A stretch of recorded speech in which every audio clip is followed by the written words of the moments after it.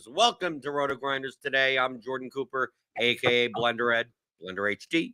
You're going to follow me on Twitter. And it's Monday, April 8th, and you know what we do on Mondays? We bring in James Mccool. It's Mondays with Mccool. James Mccool, the co-author with me on the theory of daily fantasy sports, a 15-hour audio DFS masterclass, as well as the advanced player's guide with my custom Excel tools at theoryofdfs.com. Hit that thumbs up button on your first thing in the door. Give me those thumbs. Hit the subscribe button. Hit the notification bell to always know when we go live. Been about a week or so into the baseball season. I'm doing quite well in props. Mm-hmm. So it's been going good for me. James, from a pitching perspective, I know you tweeted about it the other day. Shane Bieber, he seems to be done. Yeah. Strider is having UCL issues. We're seeing some pitchers' velocities are down. I mean, what's going on? Probably. So everybody wants to try to point to one thing, but it's probably a whole bunch of different things at once, right? Like velocity continues to increase and pitchers are trying to maximize and throw 110%. And that's probably like the largest part of it, right? Is that pitchers feel that they need to throw 110% all the time when, you look back probably 10 years ago, 10, 15 years ago, see guys like Zach Greinke who would throttle his velocity based on situation and like only use 110% in high leverage situations. And now guys are just like, they're trying to hit 100 on every pitch or every fastball. So I think that that's probably one big part of it. And then the removal of the sticky substances, the whole Tyler Glasnow thing that's been going around where he was talking about that a couple years ago after he got injured. I think that has a decent part of it. I think that the pitch clock has a part of it. I think that the increase in breaking balls has a part of it because you have to grip the ball a little bit harder and it's a little bit more strain. The one thing that I don't think probably has that big of a thing on it is the flat versus raised arm thing that is going around. I don't necessarily buy that as much, but I think that it's just a lot of different things. Velocity is what it all comes down to. This guy's trying to throw as hard as possible all the time. But I think that it's just, there's no easy answer here. It's just shitty, to be honest. But is it, James, is it a bad thing for baseball? Yes. Well, it depends on how you think about it. I mean, you tell me that, you're giving less of an edge to pitchers. I mean, doesn't that mean more offense? And typically to most people, more offense is, I mean, I'd much rather personally see an 8-6 ball game than a 2-0 2 hour and 10-minute game with 22 strikeouts combined. So I think that there's two different subsets of people. There's people that really like offense. There's people that really like pitching. I honestly like pitching a lot. I think that a 2-1 game with 22 strikeouts kind of sick between two pitchers that go 8 innings each. Pitchers duels, because I think that pitching is probably the most interesting thing in sports. And the concepts behind it and the different methods and mechanical aspects of pitching, I think, are incredible. But aside from the outcomes of the game, it sucks to see your favorite players get hurt. And it sucks for people who are huge Spencer Strider fans to see him get hurt. It sucks for people to see injuries that, it's one thing to see a freak injury in football where a guy like, Nick Chubb has his kneecap in his stomach, right? Like that's one thing. But it's a whole other thing to see and come to the realization that these guys are basically on time restraints until they destroy their elbow. That sucks from a fan perspective. So is it good for the offensive side of baseball? Yeah, sure. Guys are going to have to throw softer, or we're going to see a whole bunch of backups that can't pitch near as well. We're not going to have as many aces. But but like it kind of sucks from a fan perspective because your favorite players. Well, it depends on what type of fan you are, James. I don't watch the games, and I don't have favorite players. You're not a fan. You're not a baseball fan. I'm not a fan. You can't. So I can't be a fan. I'm a fan of whoever. If tonight, let's see. Say the line. Let me look. Yep, let me say the look line. and see what I got. I know exactly what you're gonna say. You're a fan of the guy that's gonna make you money, right? Right. I like Nestor Cortez. Like I'm fine if he strains his arm tonight and can't throw 7 strikeouts. Like I'm fine with that. Like I'm good if the Marlins beat him up. Like I'd love to see offense in that game. Yep. But on the other hand, big Andrew Heaney fan tonight. Big Andrew. I'd love for him to throw 5 strikeouts. Yeah, you would love that. Yeah. He doesn't have to throw any. See, the thing, James, I'm a reasonable person. I'm a reasonable person. Okay. All right. Okay. I'm reasonable. Andrew Heaney, once he gets the 5 strikeouts, he could take it easy. Like it's fine. Yeah. Like perfectly fine. Yeah. Don't strain your arm. You don't even have to go 5 innings because I don't have your over on out. So like feel free to get 5 strikeouts in the first 5 batters and then say, you know what? Giving my arm a break. I'm coming out of the game. Like I'm fine with that. I'm a reasonable person. But for the most part, a lot of times in baseball, I'm betting on unders. So I'm perfectly fine with elbow injuries early in games. Right. Yeah. You're not a fan. You're a degenerate sports gambler. You don't actually. You're not a fan. I don't necessarily consider myself a fan of any individual team, but I am a fan of baseball. I think baseball is very cool. And I think there are a lot of interesting things about it. I would like, and I'm always looking for ways to solve big problems like, people dying on the mound. I don't know what the answer is here. I think that from an offensive perspective, if teams, and here's the other thing, I'm not even sure that this leads to a better offensive proposition, right? Like if teams look at this and like, oh, well, if guys are tearing their elbow apart because they're a starting pitcher and they're throwing max velocity all the time, let's just take the Tampa Bay Rays approach and never have a guy go past 3 innings. Never have a guy go past 4 innings. Everybody will have an opener that goes 2 innings. Then they'll have a middle guy that goes 4 innings. And then they'll have a setup and a closer. And then offense is drained across the league.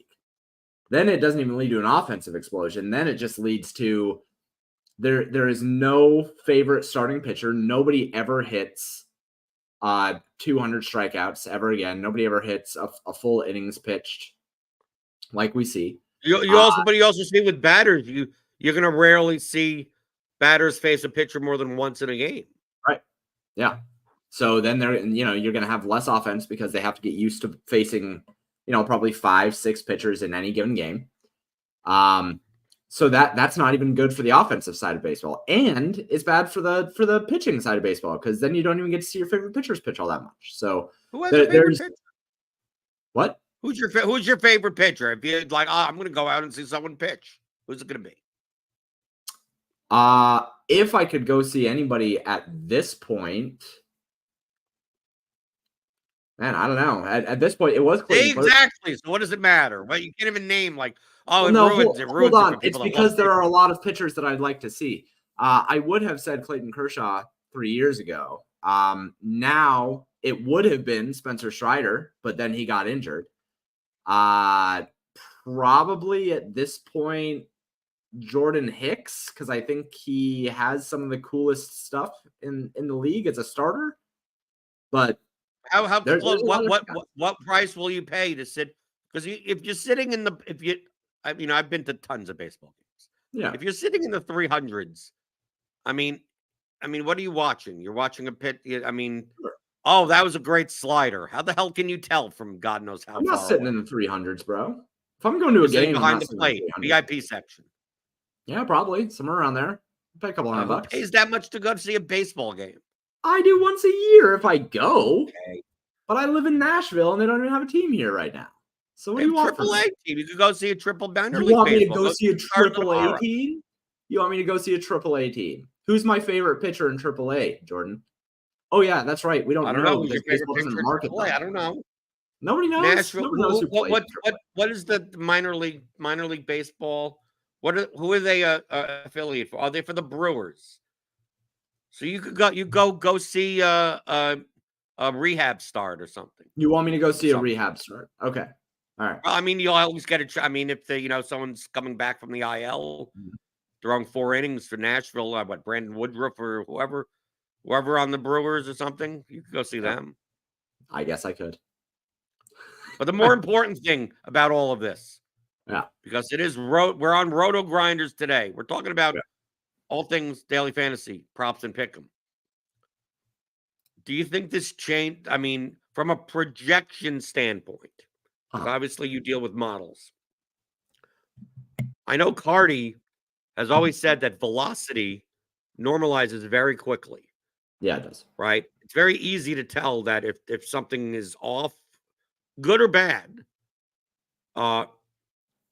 because it's very if you have 4 starts in a row where your velocity is down 2 miles an hour from what it was for most of your sample size, you could adjust for that pretty quickly because, I mean, common sense would dictate that if a pitcher was normally throwing 95, 96 mile an hour fastballs and now they're topping out at 93, it's quite rare that just the next start they just immediately go back to 96 and vice versa. Someone comes out of the gate that normally was throwing a 92, 93 mile an hour fastball and now they're throwing 97. Like, that's just not a one start thing. Like, that's a dramatic change.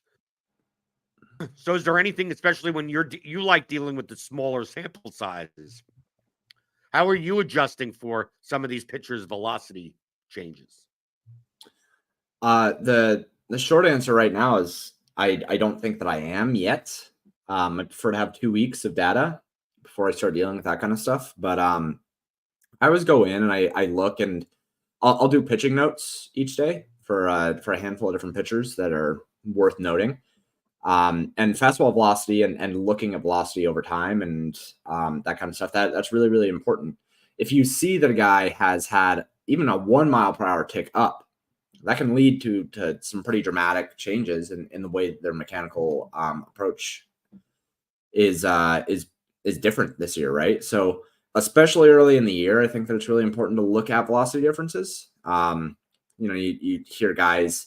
It's funny. Everybody was like, "Oh, Shane Bieber went to driveline this offseason, and that's why his velocity is up." And we're just like, "Oh, well, maybe we probably should have paid attention to somebody who was pushing himself that hard after having a UCL problem last year." But I will usually I'll look and I'll take note of where guys are up or down, and it's pretty clear if you see somebody who was throwing 96 and now it's 94, 93. For like even just one game. And you see their spin rate start to drop a little bit. And you see their swinging strike rate start to drop a little bit. It's like, oh, this guy's injured. Like it's so easy to tell. And those are really the situations where you care. Early on in the season, you take note of velocity increases, velocity bumps from the offseason. And you probably tick those guys up a little bit. You take note and say, oh, well, he was an 8K per 9 guy, and now he's throwing 10K per 9. Was there anything that changed? Oh, he gained a mile per hour in the offseason, right? You can take that early in the season. And then as the season goes on, what you're really looking for is drops in velocity, drops in swinging strike rate, and drops in things like spin rate, because that kind of denotes, oh, they're not able to grip the ball as well, or they're not able to throw as hard. They're probably injured. Also, from an offensive standpoint, like, we're early in the season. There's a lot. I mean, there are pitchers that probably have. I mean, we're gonna say. I mean, it's a weekend, so we're talking about 1 or 2 starts. I'm talking about by the end of April, we'll see pitchers that have. It's very similar to what we talk about in NFL. Yeah. Right, when it comes to DFS. My favorite week of the entire season of NFL is week 2. Mm-hmm. Right? Because people get attached to small sample sizes. Week 1, we don't know anything. So, I mean, I like that week also. But week 2, week 3, week 4, people just assume things based on small sample sizes and then over adjust and be like, oh, well, this running back is obviously going to be getting 70% of the work because he did the past 2 weeks. And Mhm. then it just so happened that if you actually saw the scenarios that they were in, that this game doesn't present itself as a Right. chance to be up. They're actually an underdog, and they may be passing from behind, and the running back that was getting 70% of the work is not a good pass protector, right? And then next thing you know, everyone he's 28% owned and at a raised price, and then it's like 12 for 60, and that's it. And Right. like, what Yeah. happened there? The same thing will happen with pitchers, that Mhm. the underlying metrics will show that they're, I don't want to say getting lucky or getting unlucky, but there are pitchers that their strikeout rate is down to a degree, but they've been getting lucky with BABIP, right? Where it's like, oh, okay, last start they put up 22 fantasy points, and the start before that, 19 fantasy points. Then you see that like their BABIP is like 191. Right. Well, no, I was Right? just going to say And it's that like, you can say lucky. You can say lucky. Look at Ronel Blanco. Ronel Blanco right now, who has a 6.6 K per 9, right? 100% left on base rate and a .029 BABIP through 2 starts. right. That's not continuing. It's a bit crazy though, Jay. It's a bit crazy though, James, that he pitched 5 no-hit innings I know yesterday, and he's the closest in memory, I believe, to come to tie Johnny Vandermeer, right? Because to me that's the trivia question that I like always asking the most. Like, Yeah. what is the hardest record in the 4 major American sports to beat? And a lot of people are like, yeah, Cy Young, 511 wins. It's like, oh, I mean, yes, that's going to be pretty much impossible. But I think the hardest is to break Johnny Vandermeer's record, because it's not, you have to throw 3 no-hitters in a row to Right. break it. You could tie it with 2 no-hitters in a row, which has only been done once in 1938. But the fact that out of all the pitchers, it's like just some kid comes up and throws 14 scoreless innings in a row, no-hit innings in a row. I was getting ready to watch. I was like if he gets this into the 7th, like, I'm obviously going to turn this. Then he becomes my favorite pitcher, James. Right. Yeah. Then it's entertainment. It doesn't. I even though I won his under strikeouts yesterday, so I was fine. Good. And I had his under 5.5 hits allowed, so I was great. So like, didn't matter to me as long as you don't strike anyone out and you don't give up any hits. Keep on going. I don't care. Yeah. Who cares? Doesn't matter. Yeah. But you can absolutely say luck in these situations. You're looking at, and that's something I focus on a lot when I'm writing up pitchers. How much of it is real, right? One guy that I think is kind of everybody's like favorite right now is this Garrett Crochet guy. Who that is he not real? Is he a fake player? Is he made up? No, he looks, everything looks about right. I mean, I don't have any reason to doubt him at this point. I said in my last write-up, because 2023, he was not very good. And 2024, he has just come out and been terrific. So in the first couple starts, like you said, you have to wonder, which two starts. And it just so happened that one of them was against the Braves, who are a great offensive team that he kind of just shut down. Right. Yeah. But you can also look at, so if nothing changed over 2023 to 2024, then yeah, you would look at these 2 starts and you'd say, oh, well, he's probably going to come back down there. But you see, oh, he added an extra pitch to his pitch mix. He added a little bit of extra velocity in the offseason.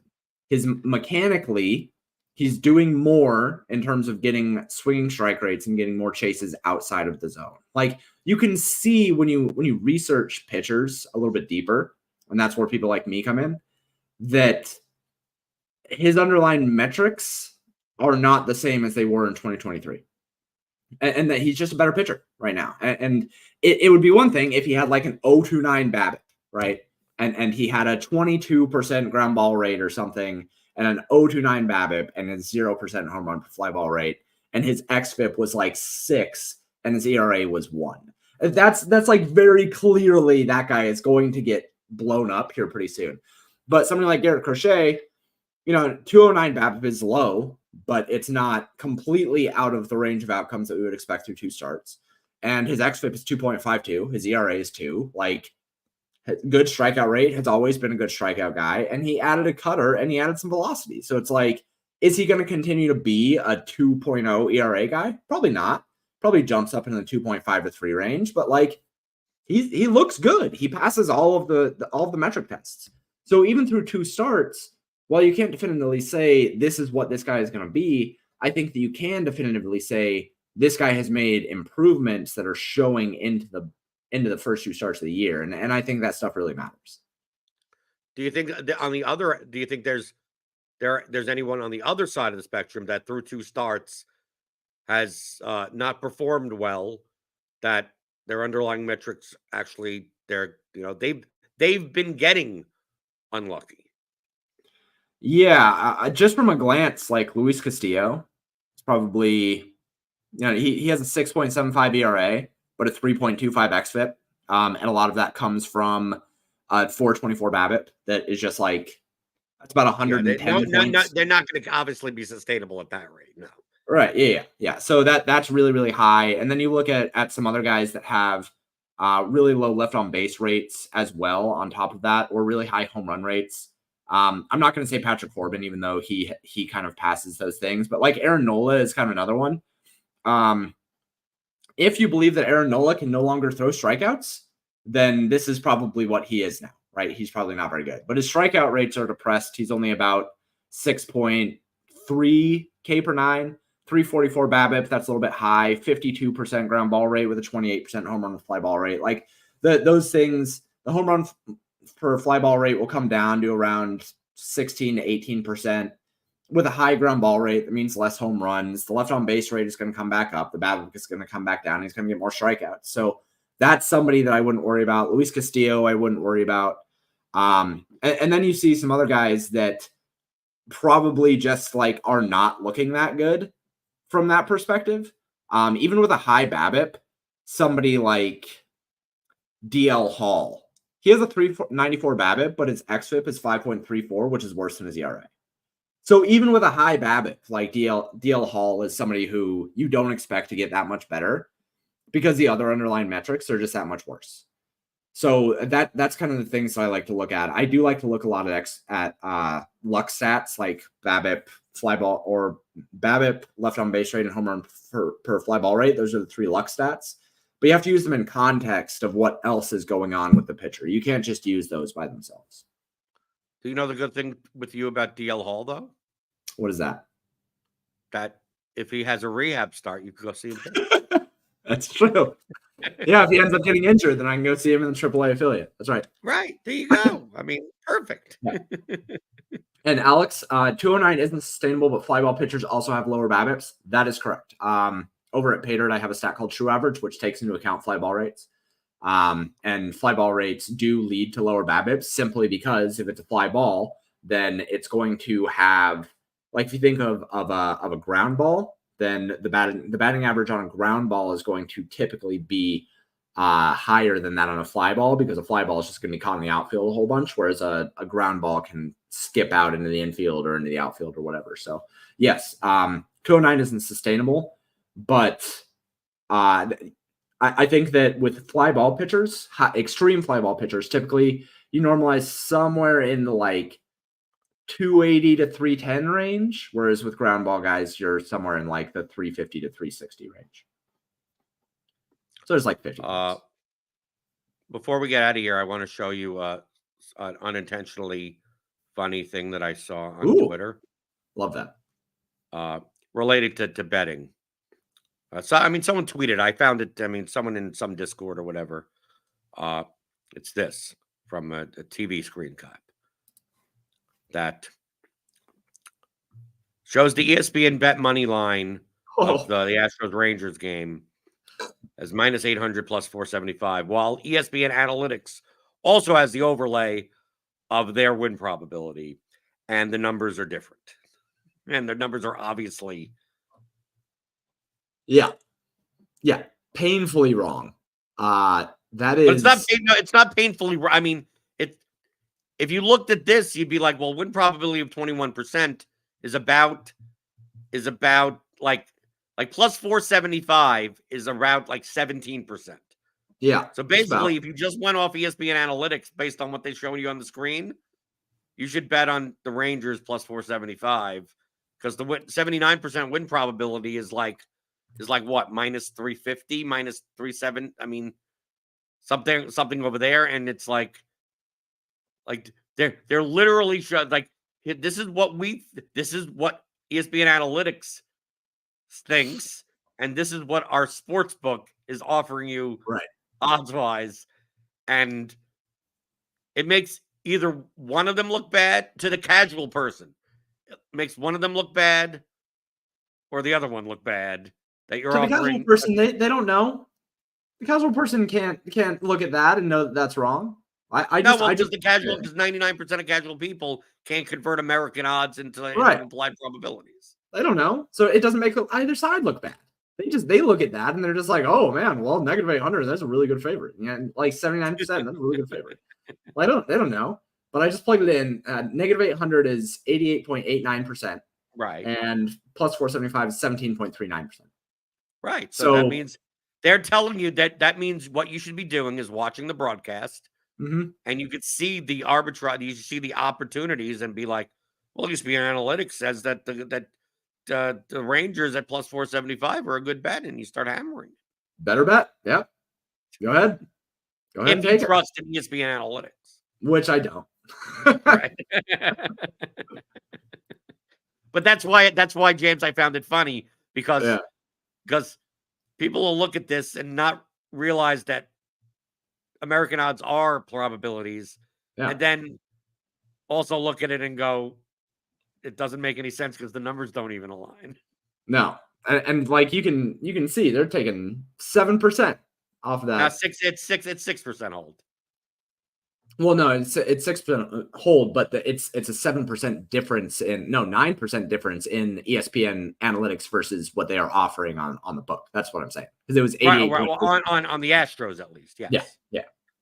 Yeah. That is hilarious. Isn't ESPN bet like awful? I mean, I haven't bet over there. ESPN bet used to be Barstool, right? Oh, did they? Yeah, okay, that makes sense why they didn't Penn sell it to whatever, and I mean, I can't go on ESPN. I don't have access to ESPN, or maybe I do. I don't know. I don't think I do. Right?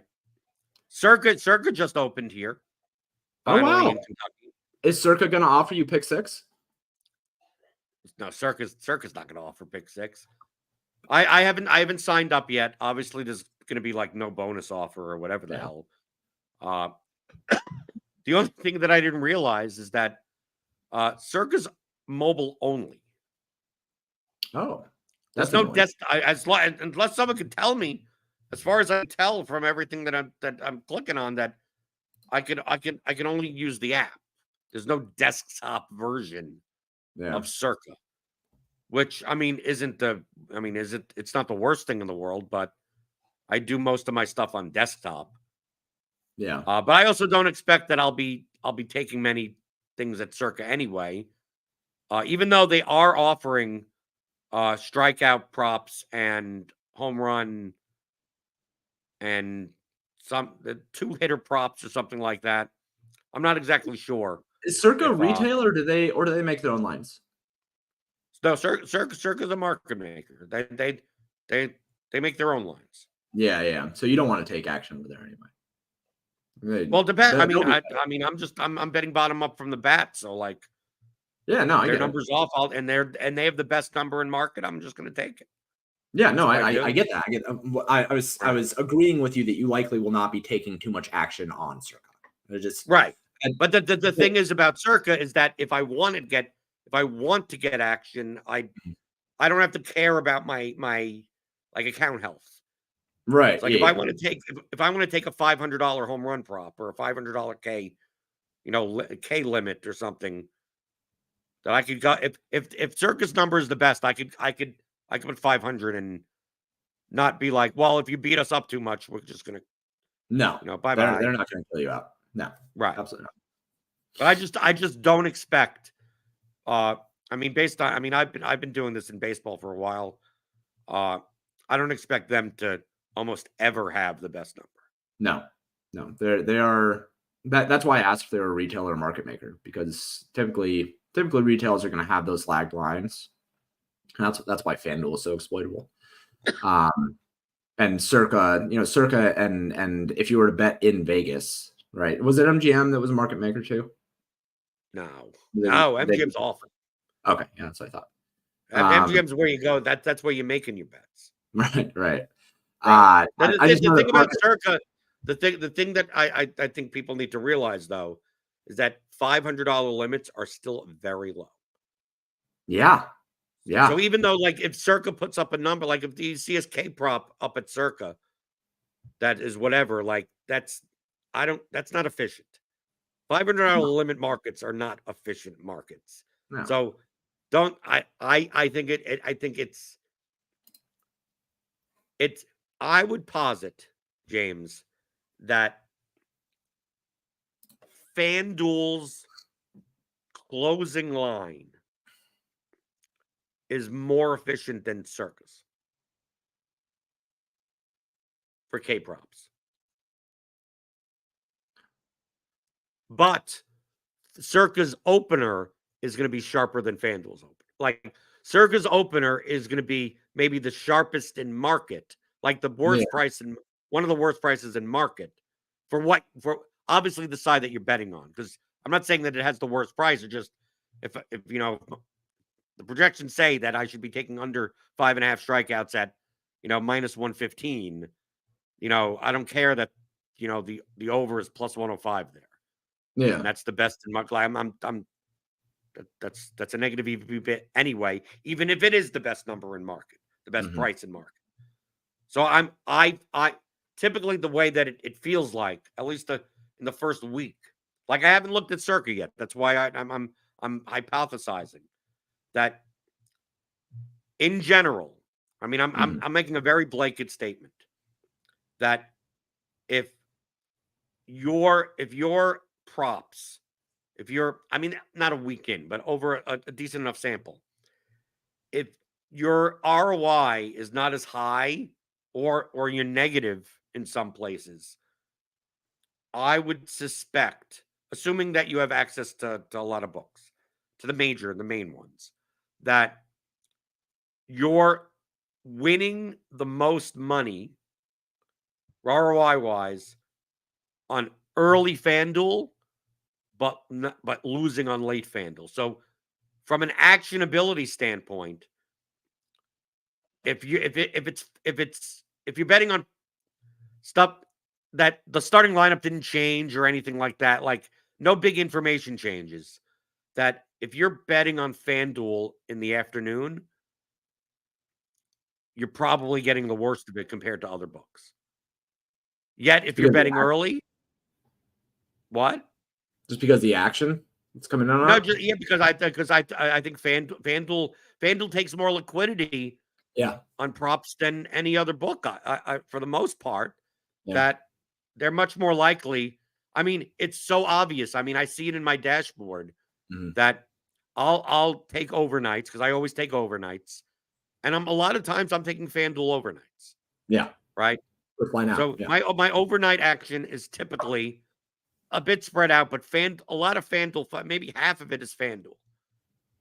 And then by 4 o'clock in the afternoon, it's very rare that I'm adding anything at FanDuel. Ever. Like, it's just all the numbers go towards me, get worse and worse. And anytime that I'm adding anything, like a new pitcher prop, a new hitter prop, a lot of times it's on DraftKings or BetMGM or 365 or something like it's typically FanDuel is not that it may still have an edge, and maybe I'll see like, oh, this something changed or whatever, and some outs prop or walks prop is like 3% positive on FanDuel, but it's like 15% on BetMGM, right? And on DraftKings, it's like FanDuel's price is way worse. FanDuel's price on the under whatever 2.5 earned runs is minus 128, while BetMGM still has it at like minus 105 or minus 110 or something like that. Yet earlier in the day, FanDuel would have it at minus one, like would have it at the same, like FanDuel will move over the course of the day while some other books, not so much. I see that with home run props also. Yeah. Actually, home run props, I think it's the other way, oddly enough. I found that if I'm in the morning, home run props that are more off tend to be more off on like 365, BetMGM, Caesars. And then later in the day, if I'm adding a home run prop, because a FanDuel only does one-way markets. Yeah. So obviously their hold is higher naturally. For the low end people that get added to the lineup, like it's a lineup change where this catcher isn't playing, the other catcher's playing. When they put up the catcher's home run prop, if it's positive, it's going to be way more advantageous on FanDuel than it will be on the other props. Interesting. That's just anecdotal as of now. That's interesting. I would agree that because of the liquidity, FanDuel probably changes and moves more efficient over time. FanDuel, I was surprised to see how much of the market cap FanDuel has in props. They are just blowing away DraftKings and the other books. And if you want, you could get a decent amount down. Yeah, you can. My maxes aren't. I mean, I'm not betting. I mean, I'm a volume better, so it's not. I don't need to bet $1,000 on a prop or anything like that. Right. Never doing that. But if I wanted to, I mean, I could go. I mean, if I go to FanDuel, I mean, it's what 11:37 in the morning. I'm just interesting right now, just live. Give me a strikeout prop that you let. People like giving out stuff. So James, what's a strikeout prop that you like today, as of right now? As of right now, based on your projection. Yeah, let me go check. Most likely, you're going to say something that I have the opposite side. Yeah, probably. What's the strikeout prop for Morton? Morton on I believe it's 6.5. Under is at minus 148 though. Oh. Don't like that one. What about for Aaron Ashby?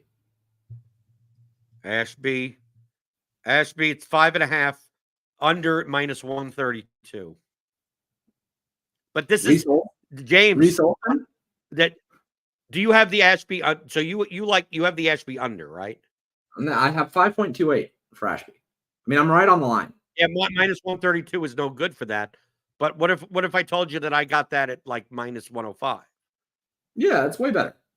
Way better. Right. Well, that's the point. Like last night, that's what it like. That's to me, that's what I'm describing on FanDuel.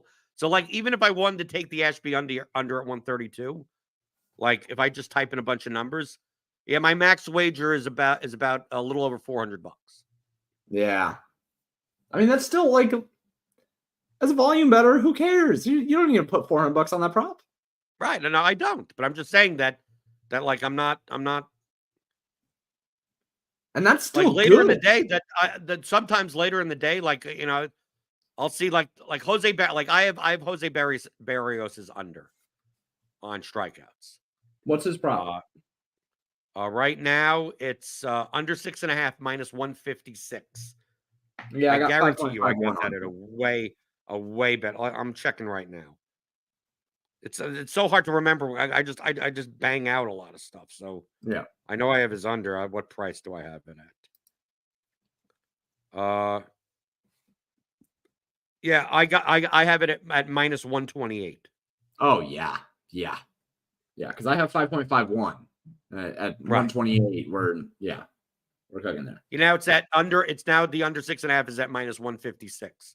Yeah, if I wanted to bet that, like my max on that is 585. Okay, that's still pretty good. Right, but this highlights the point that like FanDuel wise, like if I go, let me check over here. So Barrios on FanDuel is minus 156, under 6.5. And where is it? Let me check. Odd screen. Berrios. Yeah, Berrios BetMGM is minus 154. DraftKings minus 145. A little better. Right, but FanDuel moved the most. Yeah. I mean, Yeah, FanDuel opened at minus 126. Yeah. I got Which it you at just minus hammered 128. Yeah, you just Right? hammered that. DraftKings opened at minus 125. Now it's up to minus 145. BetMGM opened at minus 133. Right? Right. I'm just looking at the line history. But if you check these line histories, you'll find that FanDuel has just in comparison, since it opened, and all these openers are from last night around 11:30. BetMGM moved 1, 2, 3, 4, 5, 6 times. DraftKings moved 4 times. FanDuel moved 1, 2, 3, 4, 5, 6, 7, 8, 9, 10, 11, 12, 13, 14, 15, 16 times since open.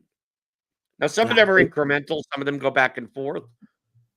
But to me, this highlights that because of the prop liquidity is way higher than it's been from 5 years ago or 10 years ago. Oh, yeah. That there are some sheds of market dynamics in prop betting. But that's also the key point of why I mentioned about Circa having $500 limits. That how often is the Circa number moving? Right. Because it should technically, as a market maker, it should move the most. But I'm not sure if they're going to move as much as FanDuel does. Right. Yeah, I don't think that they'll move as much as FanDuel. FanDuel just gets so much action. It's so liquid. And that's really interesting to see and pay attention to. So. Oh, let me put it. I got people like the dingers, right? The dinger. I got Dinger Tuesday. So I got a promo. Oh, it's $25. Oh, 5. Okay, 23 live straight, $25 to hit home run wager. Okay, let's see. I'll put this on the screen. Right while we're here. Where's FanDuel Sports? Let's get it on the screen. Okie doke. So a $25 home run bet. You get $5 in bonus bets for each home run hit by both teams in the game. Oh, okay. Okay, so as long as 5 home runs get hit in the game, it's a free bet, right? If you think of it that way. Yeah. Based on the bat projections, I believe. Let me take a look. I want to look for. I'm not sure if I'm going to even find that great of a FanDuel one, but I'm looking for a game that has a lot of home runs, a lot of home run overs in it. The Yankees Marlins game, maybe.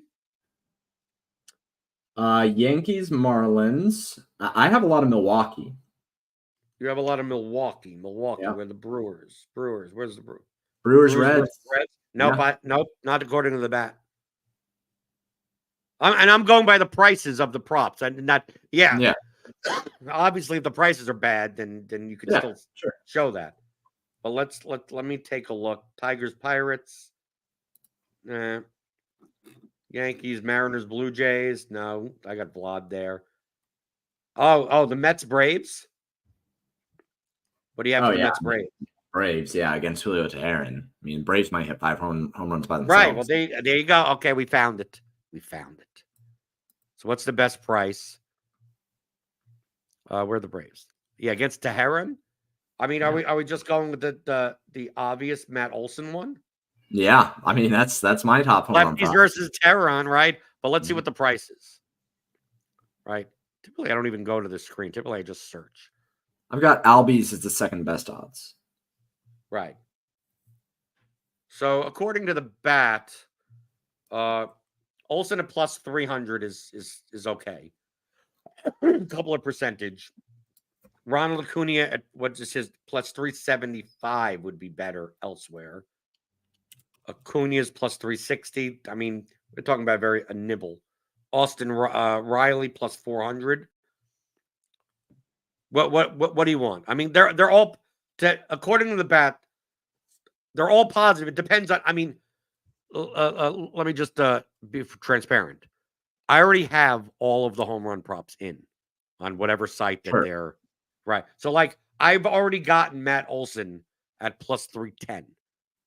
Right, I've already gotten that. I've already gotten Acuna at plus 390, even though he's plus 360 cover. Like, I already got all of it. So it's just a matter of, like, FanDuel has this promotion. They're all positive. Even though there may be a better price on another book, they don't have the promotion, so it doesn't matter. Right. So I have Austin Riley, Acuna, and Olson all as positive EV, even at these prices. Yeah. So which one do you want? I mean, Olson is the best shot. Right? It's either going to be Olson or Albies for me. So I have Albies as 9% better than that as well. So let me make sure I'm doing this right. After opting in to hit a straight $25 to hit a home run, regardless of the team. Okay. Let's go with Olson. And then if there are 5 home runs hit in the game by each team, and Olson doesn't hit a home run, it ends up being a free bet. I mean, like, that's why I look for these promos. I look for the game that has, like, most likely to score a lot of home runs. So whatever. I think DraftKings has a similar for NBA. I'm going to put this in. So there we go. There we go. DraftKings has a promo, James. First 3-point field goal. Yeah. They call it like three Thursdays, 3B for something or other. And then they give you like $1 or $2 or something, $1 for every like 3-point shot. Oh, threes day. Okay, so that's on Tuesdays, I guess. Or third, whatever. So you have to bet on the first 3-point field goal shooter. Okay. Right. Yeah. So whoever makes it, it's the Warriors. You bet on Steph Curry, right? Something like that. I don't have a way to model. I don't have projections for like first 3-pointer. I don't have that. But because of the promotion, the way it is, I just look at the game that has the highest total, that has the most 3-point shooters on it, right? Yeah. And most of the time, when I don't hit it, like, it's typically $25, James. Either I hit it, and I hit it for plus 300 or something, whatever the first, 3-point shot is. The average amount that I get back if I miss is about $32. Sure. Okay. Like, typically, there's enough. I'm picking a game that has enough scoring and enough 3-point shooting that I get a bonus bet back for $32, $34, $28. Yeah. So for $25 and then getting the bonus bet back, that's how I view these types of promotions. As like, there's a unless there's some home run prop that is like a 30% edge in some game that's going to be low scoring. Like, I'm just looking for anything that has plus EV in a game that, like, if I look on my screen with the bat projections and I see like this Braves Mets game, and it's like, oh, you have 5 home run props that you could take in this game. Like, this is the game that I want to use this promo on, right?